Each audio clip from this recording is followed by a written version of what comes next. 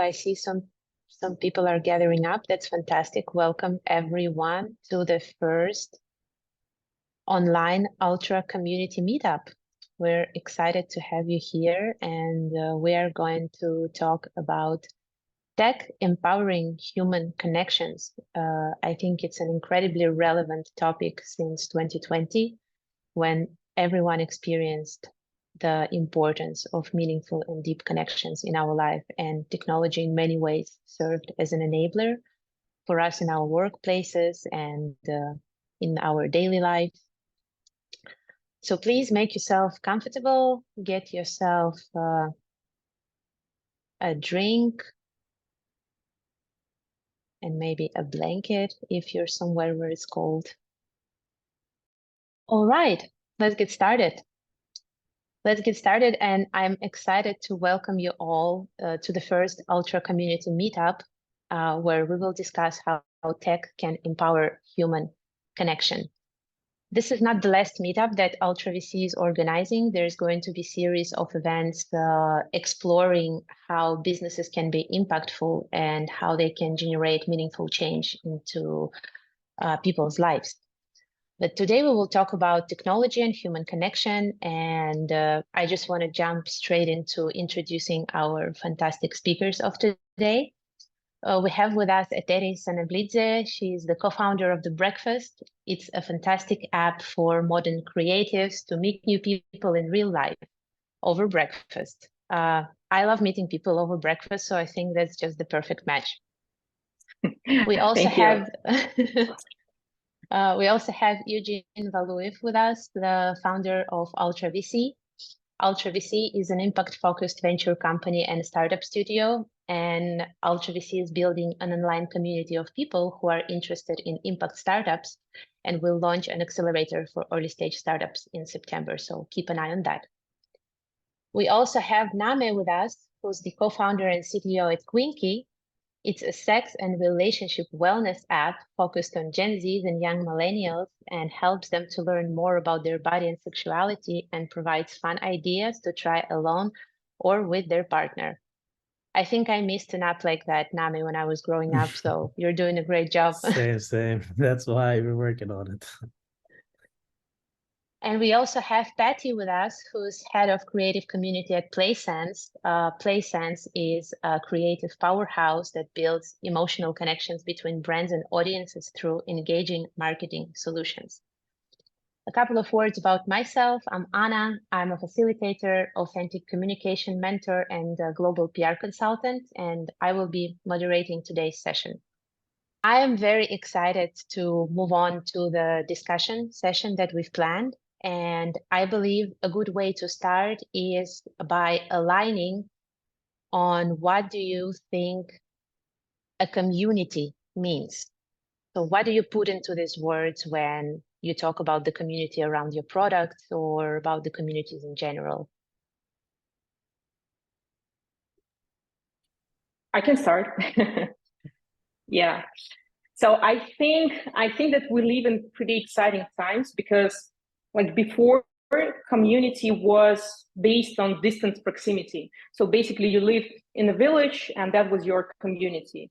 And now with the technologies, with the means of communication, with the tools we have, we basically can center around some idea, some philosophy, some culture that is set by a brand or some initiative. So I think it's super exciting, because you have the means and power to translate what you believe in, what is your philosophy, and then people join based on that.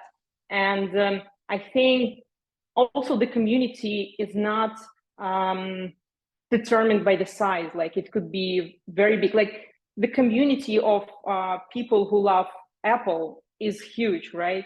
And then like our favorite coffee place around the corner, tiny one, also has a community. So I believe that whenever people are attracted by some idea or philosophy, that's a community already. Yeah, I love agree. that. Thank you, Terry. Sorry, Anna.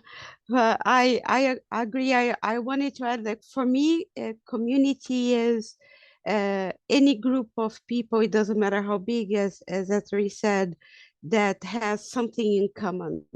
It's not, I would just extend that it's not necessarily only a philosophy or an idea. It can be pretty much people that enjoy the same product or enjoy the same environment. And I agree also that it's really interesting that for many years you needed to be geographically connected to be able to get, and nowadays you still need to be connected, but the internet allowed us to be connected with people from all over the world. And I think what changed in community quite a lot, besides the part of the technology, is the fact that now you have interpolation of a lot of communities, because when it was physically based, is you needed to be in the same place at the same time, and you would have small communities around the same place, but your limitation is you would be all from the same culture. Migration was not as common as it is nowadays. People had more difficulty to travel. Nowadays, you can have a community of people that love K-pop, but they are from cultures from all over the world, and sometimes they don't even speak the same language, but they can be connected in different ways. So I think the interpolation of interests happen a lot more often with technology than it did before. Thank you, Patty. Yeah, that's true. I agree with that, and I think it's to build up on the interpolation part. I feel like it's becoming a lot layered because it allowed access to a huge amount of people to be part of that community. For example, like you mentioned, the Apple products, Eteri, or Apple in general, and now you have inside this huge community other smaller communities that say, yes, I belong to that bigger one, but it's we are just focused on a specific thing. I think I would define a community by the sense of belonging. There's part of you that you share with this other group of people, whether it's your hair, like we were discussing in the backstage room, or it's a love for something, or we both share the same pain point, but all of us have like this thing that directs us. And I think, yeah, it can be any shape or form. And in this day and age, it's priceless to have a community because it's what drives all of us as people together. Yeah. Thank you, Name. I totally agree on that.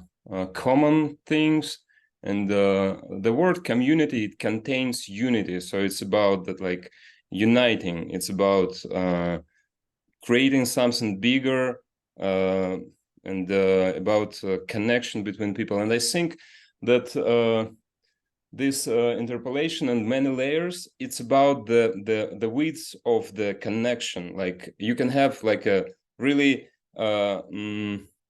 really tiny connection in some part, but you can, and creating this unity is about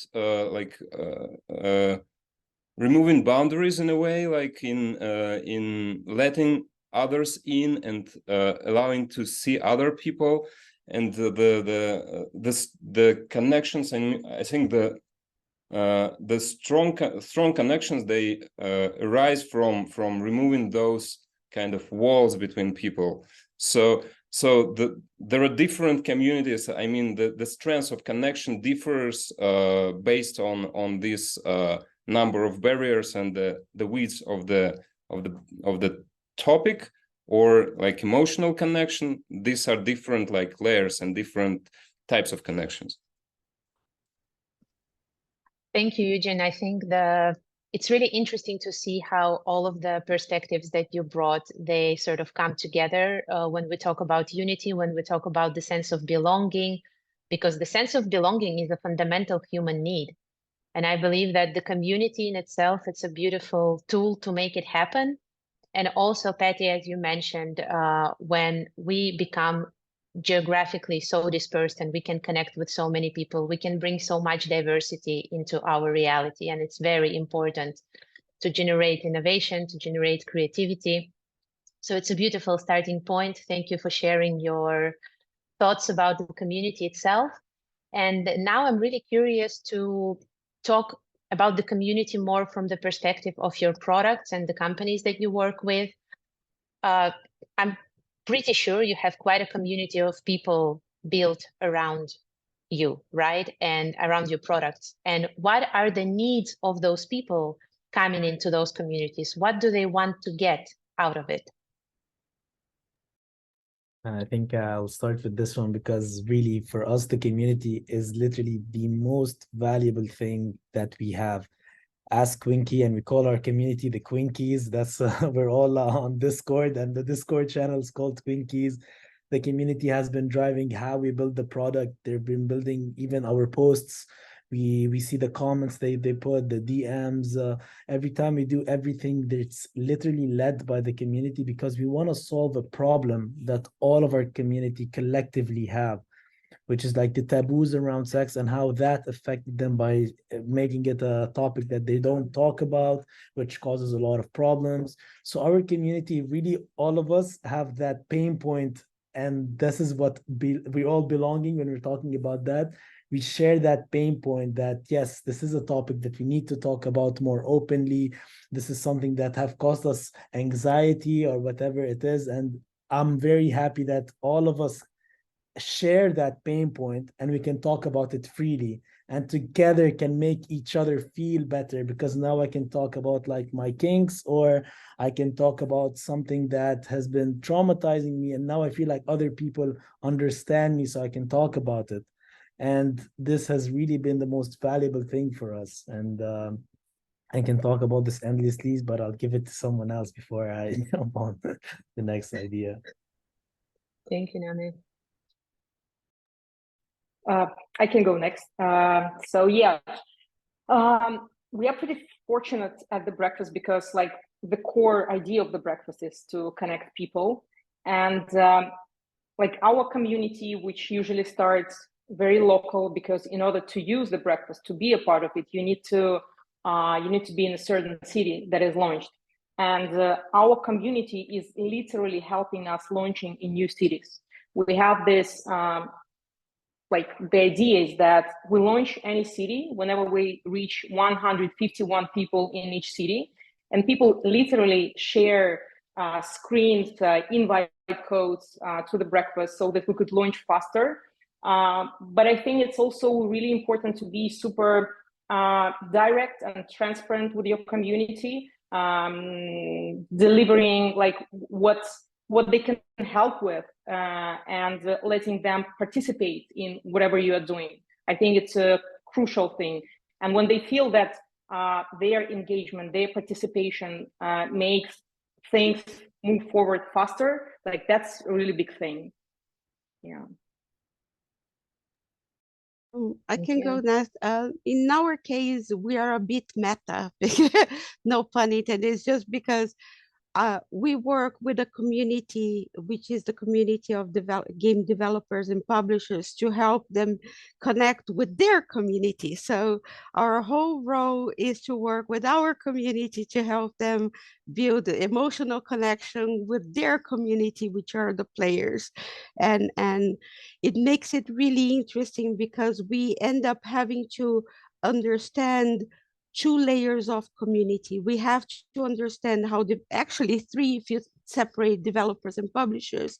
We need to understand how the developers and the publishers feel emotionally about their game and what is the message they're trying to portray and what they want the player to feel, and then help them create that feeling, those emotions on the players, and then backwards getting the feedback from the players about that and then translating. So it's a lot of back and forward in the connection. So it's very it can be very complicated and challenging at times because you have to understand things in more than one way, and also all these communities are worldwide. They have different ideas, different ways of working at all times, but it can also be extremely fulfilling because you end up understanding not only what people take years developing, but also what is their mindset behind it, like what is the emotional connection that they initially already had with their product, and how they can better understand the people that they are trying to serve with those products. So it's complicated but super nice. But it for us it's always nice that we have too many communities all around us all the time. Thank you, Patty.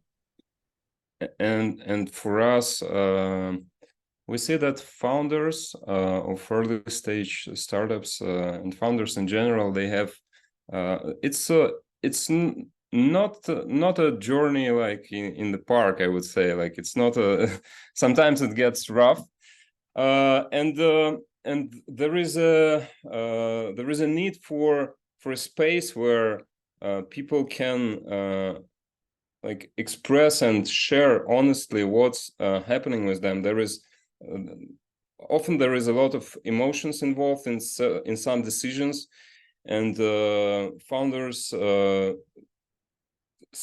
need that kind of support, not only like the business support to like discuss the functional topics, but that kind of emotional support that allows to make decisions, like different decisions, because and we're looking to create this kind of safe space where people can share and can I would say learn, but I prefer like transform together by sharing, like to like get a new perspective on what is happening and to make a better decision in the end.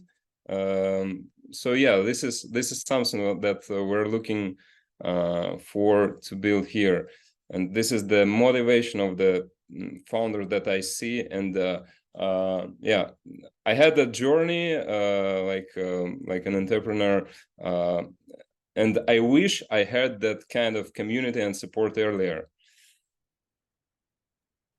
Yeah, for sure. And I think you talked about and also Patty talked about it, the emotions involved. There's so many emotions involved, and especially in a community, you're able to represent yourself in that group of people, because usually in your direct circle, especially for example as a founder, you will not find people that you can easily relate to or they can understand and give you advice that would help you. And being in that community really helps you on improving yourself, so you can learn from them and even relate emotionally, like, oh, that deal just didn't go through, or like burn rates high, I don't know what to do, whatever it is. And there's always advice from people that relate to you, they've been on your shoes, and that applies to any community. And even Patty, you're mentioning about gamers, there's a certain sentiment and feelings involved, and I think that's common between everyone that mentioned communities today. There's that belonging emotionally also, where you can able to represent yourself with these people that understand you, and they can make you become better in certain things, or they can just relate to you. And that's extremely valuable in any community that you belong to. Absolutely, I Thank- agree. There is Yeah. the sense of belonging, especially in games, is with the advent of multiplayer, came to a completely different level. And I don't know if we will have time to address it here too, but also it brought a ton of problems as well, because when you talk about community in games, you have the good, the bad, and the ugly all together, right? Like you have the constructive people, the great things, and also you have the trolls, the toxicity. There is a lot of layers here. And I will stop because I know this we could go to another topic of conversation, and we have to have another panel about what to do with the communities. Betty, that's so good you brought this up, because I believe that definitely talking about what emerges inside of a community and how to navigate that is a very important topic, as I believe it's not only my case, but case of many people as well. It's always uncomfortable dealing with some uncomfortable emotions. So helping communities to self-regulate in that way and learn how to create a transformative environment, it's very important. And summing up what you've just said, I think it's a really beautiful perspective. If we look at product communities, there's a wonderful generative process when communities help products to evolve, and product teams, they get many insights from the community. So it's it's a process of enriching the experience of both users and the team learning directly from the people who use their product. And if we look, let's say, at the community of entrepreneurs or creatives, it's very important to have a nurturing space where you belong and where you feel safe and you can share your fears and emotions with like-minded people. And before we jump into questions from our meetup guest today, I would like to sum up our discussion with a question of technology sometimes serving as a disabler for communities. So I'm really curious to hear your perspective on when a technology plays a bad game in a situation where we want to create some sort of human connection. I would like to start this one because I think it's connected with something that I was saying on the last one. Games are by nature entertaining. They create strong emotions. They are great tools for great things, but also they ended up being great tools for attack, for toxicity, for other problems as well.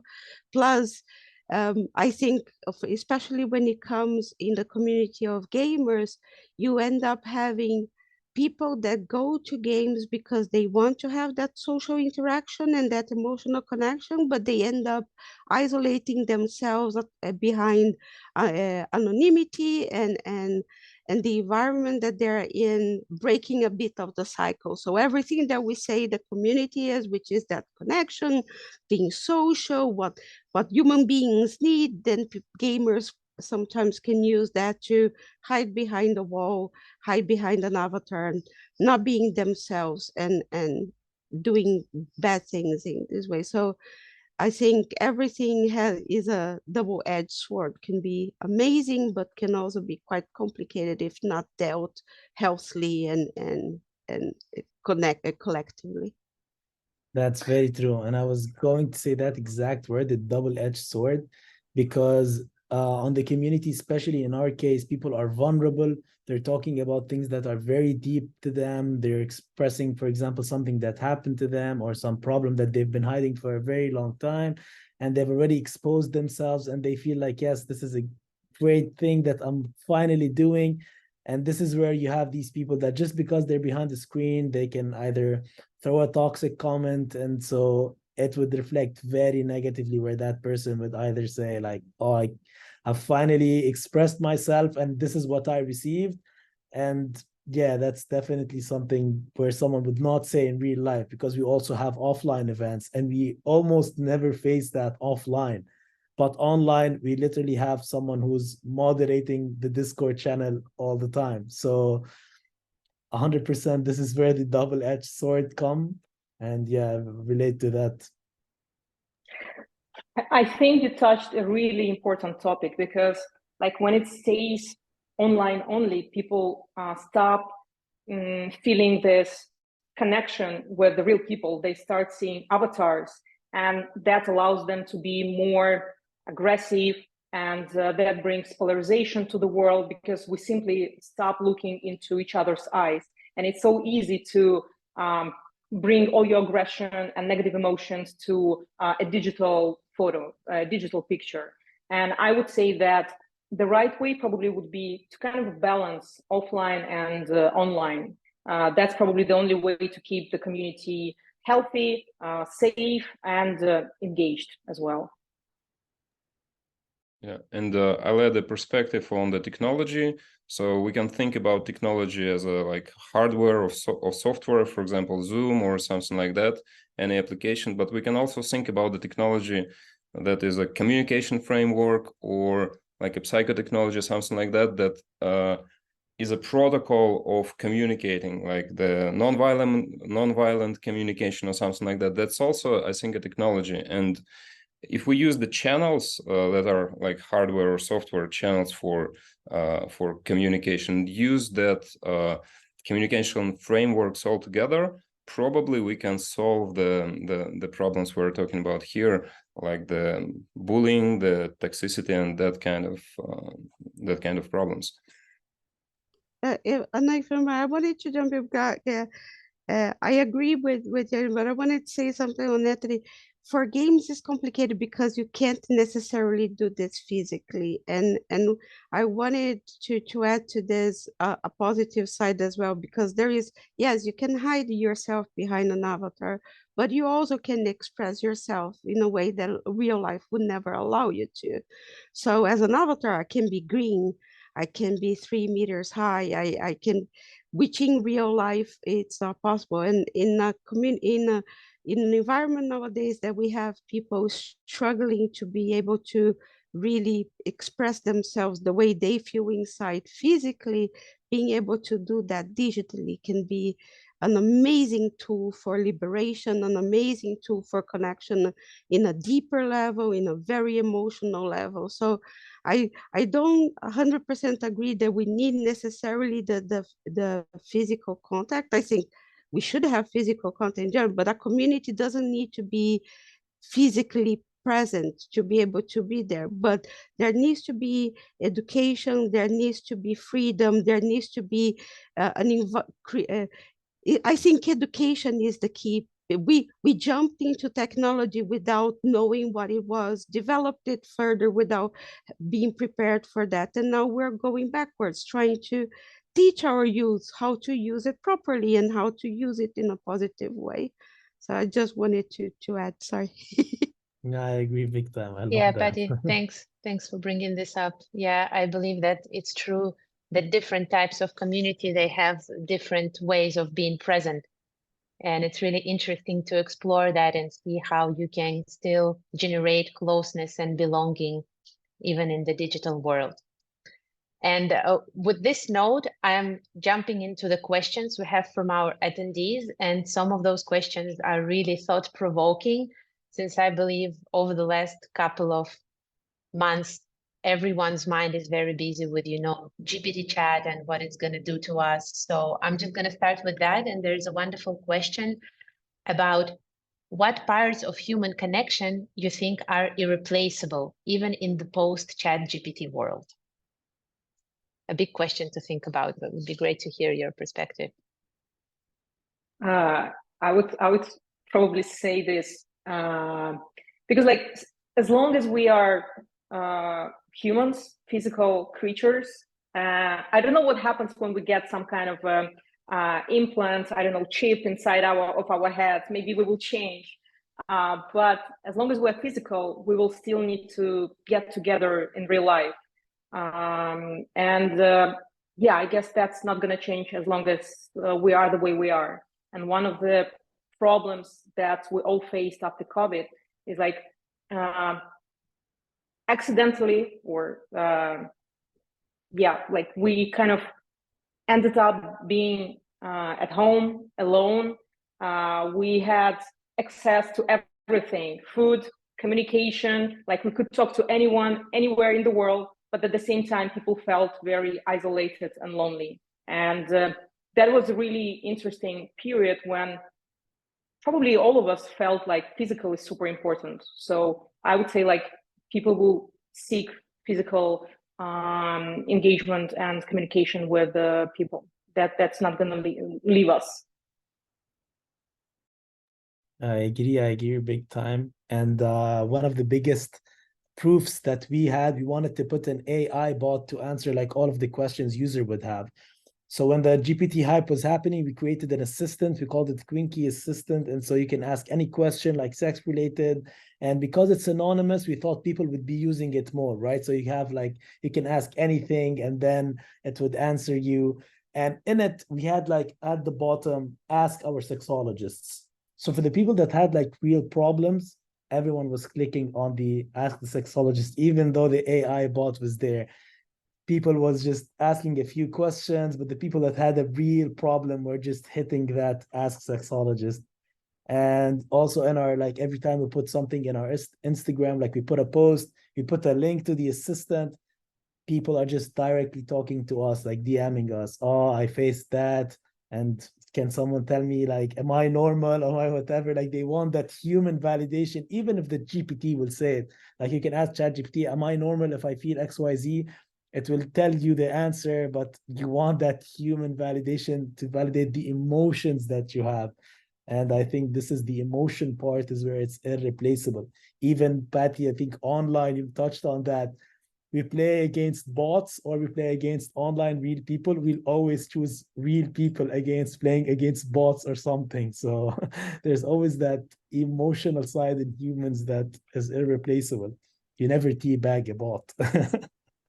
I'm the weird one. I actually play against the bots, and I am looking forward when we have the cyborgs that mimic humans because but I think I agree with everybody. I'm just joking, but I want to say it depends on if we're talking what it is now and where it's going to go. I think where it is now, yeah, the AI, it's not in a position that we trust it so blindly that we can use for medicine, for psychology, for it is. I think we need to remember that things will change and they are changing really fast. The way AI developed in the last 2 years was ridiculous to say the least. Like where imagining chat gpt 10 years ago, it wasn't something there. But I think what will never change because it's physiological is there are researchers that say that people that don't have any physical connection or any I like face-to-face connection with people, they get sick more often and they tend to die younger. This is unless we go through physiological changes in our evolution. I think this is one thing that technology will take a bit longer to take away from us. Yeah. Patty. Yeah, and I think that the only option, yeah, I totally agree about this physical connection, about the physical space, and so if we talk post GPT era, like AGI, cyborgs, like embodied, and we talk about the rights of the robots, something like that, how we treat them. Are they do we treat them like humans, or are they like there are a lot of questions, and it's I think it's a distant future. For the current moment, I don't think that that even the next okay, GPT-4 cannot replace human, like no, cannot. This is not going to fly. I don't know about AGI and how it's, because we're talking about like something that we cannot even imagine what it will be, but still, as long as it is not embodied, I don't think it will replace human connection, like real human connection. Yeah, I agree that human connection is the key, and just being able to have eye-to-eye contact with another person or be in the same room with your friends. GPT chat can definitely help you generating a lot of information, but the magic of the real human connection, I believe, is totally irreplaceable, and I agree with you on that. And it seems like we have time for one more question, and I want to make it like a strategic question that can actually help someone with their product. Question from Ivan, who's asking how to create strategic development of a community around my product. Where do you begin if you want to build a community around your product? I wanted to start from the moment you had an idea to create your product. That's where you begin. I'm a firm believer that if you want to build a community around your product, you have to lose the fear of someone stealing your idea and start talking to people and showing what you have in mind and getting their feedback and involving them in the development process from the very beginning. Because only then you're going to be able to create that connection with them that will make a organic community that will be talking about your product afterwards and bringing other people in. After your product is ready, it's already a bit too late. Then you have to do user acquisition. There is another whole process for that. But yeah, the moment you start an idea, your community should be in your mind, and you should be already connected with them one way or another. It will save you a ton of money with marketing as well. That's very true. And that's what I was talking about in the beginning, where I said like our community is guiding everything we build. Because exactly, like since day one, we're solving their problems, right? So we need to listen to them. We need to guide the development according to what they say, the posts, the solution that we're building is for their problem. So they are the number one thing that we need to keep in mind. So 100% agree to what you said. Since day one, the user interviews are people that are potentially in your community. The community events that you're building are people from your community, and everything, the product will be for them eventually. So exactly like I said, even the marketing, the word of mouth will be spreading from this community. So I agree with everything, and I solidify that. Yeah, I would probably just add a little bit. So I believe that it's all about translating why you're building this product, like what is the idea behind it, like why and how you do it. Actually, people are very fascinated about other people's journeys when they are super transparent and easy on sharing whatever shit happens or something great as well. And when you're just beginning, I would probably choose just one channel, not to make sharing your idea like a separate job. I would just choose one channel and talk about everything you're building and why you're building there. And from investor perspective, I think I would prefer the startup that has a great community and has insight into the problems of the people, instead of the startup that built an MVP in the lab and never tested it out. So it's much better to get the community running first, even before you start building an MVP or something. You get the insights from the people, and it's a great traction. It's a great signal for the investor about the company, how they think about solving the problem. Thanks, Eugene. I think what you all brought up here is a very interesting perspective. As you know, at the beginning of the talk, we mentioned the sense of belonging that is very important to humans. But another thing that we all value and that we're always craving is to know that we are valued and that our opinion is valued. So including first users into the community from the very first steps will make them feel so special.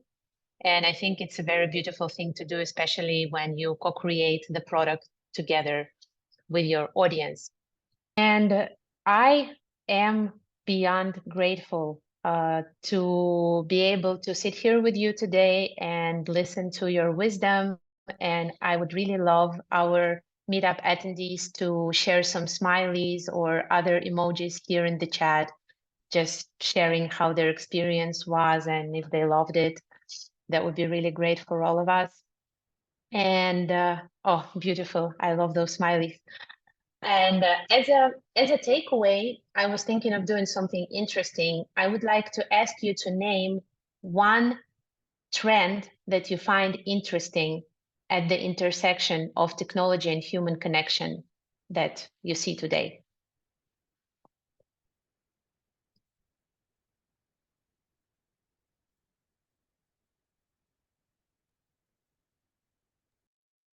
I like how everyone is thinking about it.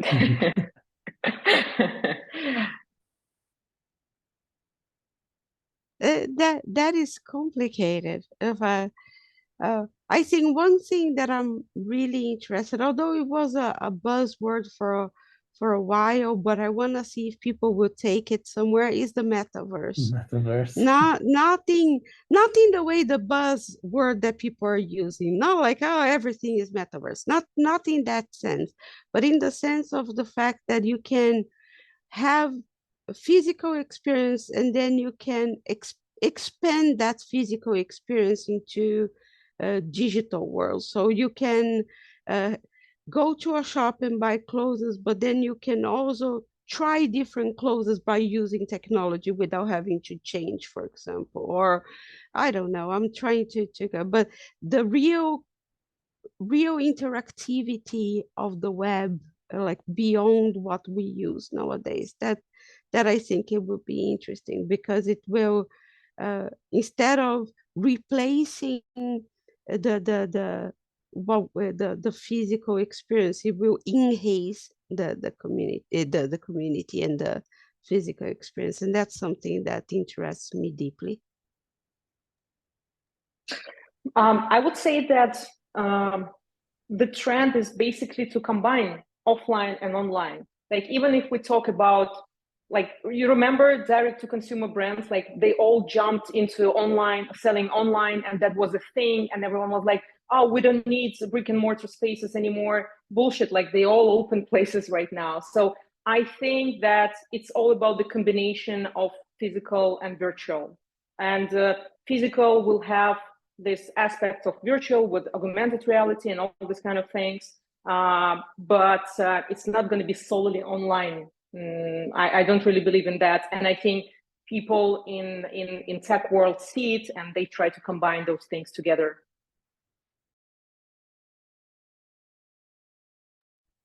I think someone in the chat was touching upon influencers. And I think how we are having like a collective emotion as people, whether part of a community or anything that we all like, especially originally where I'm from, it's a very small country. So for example, a new restaurant opens up and you have that one influencer that goes there and promotes it. And now everyone goes there. And you can see it how in our small talks, we're talking about this new thing. So we discover new thing collectively as a huge community. So we discover a new thing, we all try it out, and now we have all the same sentiment around it. Or something happens, I don't know, something new comes up, you all try it out. And this is where I think the combination of online and offline, like you said, becomes real. So even shopping changed from we're all seeing these shopping where you have like a real person coming up and, hey, this is what I'm buying, I wear it, instead of just seeing blank images of products and then trying them out after you buy them. So all of that is changing into a combination of online and offline. And I'm seeing a lot of these places where they show something product and come see it at our store. So there's always that combination that we're finding that sweet spot. And even when we touched about AI, and yeah, there's a lot of information that you get, but there's still that emotional side. So I think even physically that is being covered by that combination. So this is, I think, the trend that we're finding that sweet spot. I think there is a huge demand for meaning in life. And what we see is due to this demand, we see rise of many application startups in mental health or in human connection. So these things are all about like finding a deeper sense, finding like the connection with the self, with the other, and with the world. And this is the demand that drives the biggest trend that we have at the moment, I think. And the technology is allowing this to become like scalable, to like to find that meaning on scale for many people. So yeah, I think this is what is going on, and communities are these meaningful connections between people are one of the possible answers to this demand. Thank you, Eugene. And I think it's a beautiful way to wrap this up, talking about how there is an increased need to have a meaning in one's life or in one's connections. And there's definitely a blend of offline and online realities that can help us with that. We can get much more diversity, being able to open up to international communities, and then at the same time, we can have some small scale local communities that we belong to. So then there is a chance of finding that sweet spot right in between those worlds, and finding a good place for everyone, because there's definitely a good place for everyone out there. So Sure. with this, I would like to thank Everyone, Patty, Eugene, Name, Eteri, thank you for your company and for your time. It was lovely talking to you, and I think we covered many important aspects about technology and human connection. And please just look out for the updates from Ultra VC. We're going to launch some new events soon, and we definitely will share the recording of this meetup with you so you could revisit this wisdom again and again. Thank you, everyone. It was lovely having you here and wishing you all a beautiful evening ahead.